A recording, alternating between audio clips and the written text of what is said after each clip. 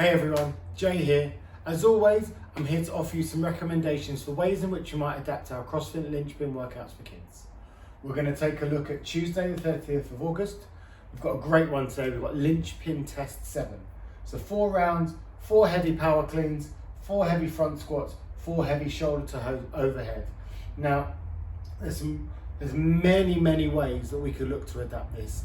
And I've gone for one that I think that will really interest the children, keep them having fun, keep them moving, also while hitting many of the similar stimuluses through the things that we program for them.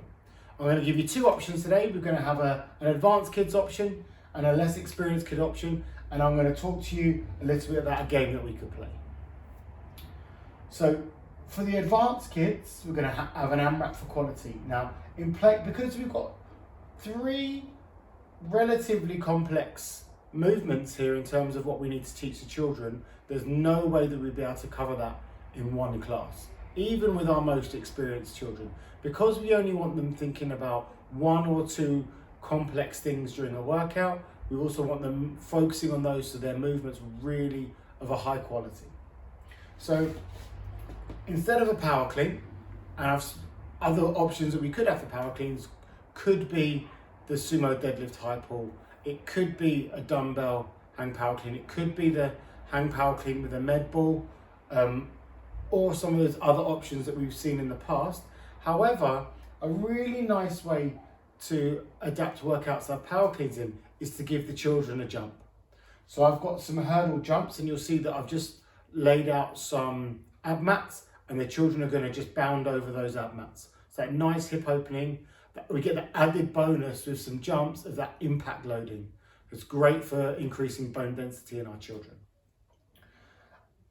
Front squats is going to be our focus. We're going to keep that in there. And now the squat is, it's the most foundational movement that we have, increases athletic capacity and athletic ability. And I don't think our children can squat enough, to be honest. So we're going to keep the squat in there. We're going to keep the front squat. We're going to assume that your children may have been exposed to air squats before. Those more experienced children are going to have some light dumbbells in their hands, and our less experienced children are going to do unloaded front squats. They're going to get themselves in that nice front rack position.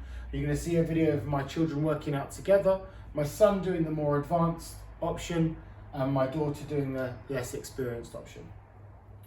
And then instead of a shoulder to overhead, again, we've got that quite a complex movement that we have to. I mean, we could just press. So we could put in there just a press, but again, that's going to require another level of coaching. Also, we could have the push press, or we could have the push jerk, as in those are the options for you for the adult workout, and those could be our options for our children. But I've got in here a handstand hold for a couple of reasons. Some shoulder strength, so we're going overhead, but also, like I've mentioned many times during these videos before, is we love to stimulate that vestibular system.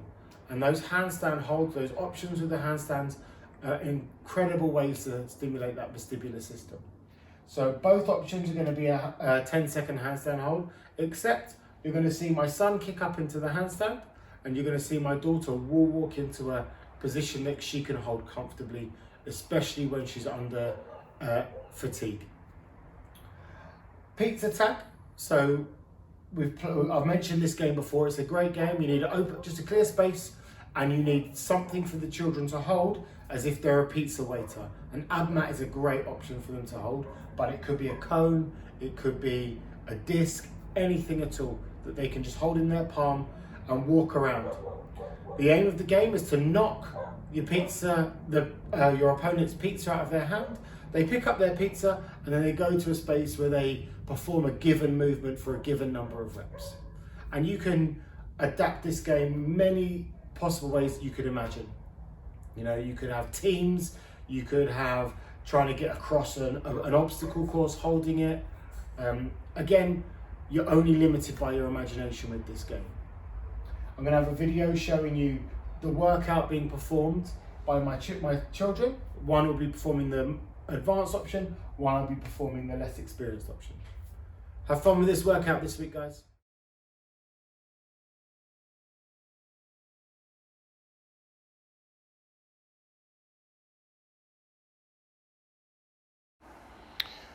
Okay, so first movement during our workout is going to be a hurdle jump. I asked my daughter to wait until my son had finished the squats before she moved through the hurdle jumps. So my son is going to perform 5 dumbbell front squats, keeping his elbows nice and high, knees tracking his toes, weight through his heels, maintaining a neutral lumbar curve. Okay.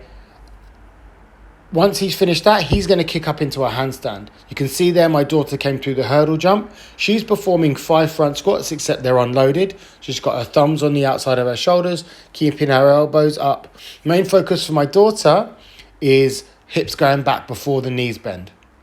So hips back, then bending the knees. And as you can see, instead of kicking up into a handstand, she's just going to wall walk to a position that she can hold comfortably. She's going to maintain that for 10 seconds. And then she's going to come down and start back at the beginning. And you can see my son's already come through the hurdle jumps back onto his squat. So we're working through this a bit like a circuit. It's going to be an AMRAP for quality. So remember, as soon as your children's movement starts to degrade, they look like they're not having fun, then you're going to stop them there.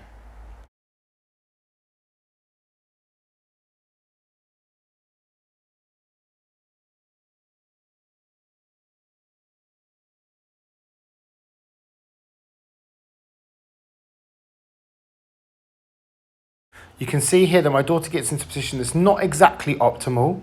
So what I would do in the next time round, I would just give her a mark to aim for her feet so she's not quite as high. That should keep her into a better position.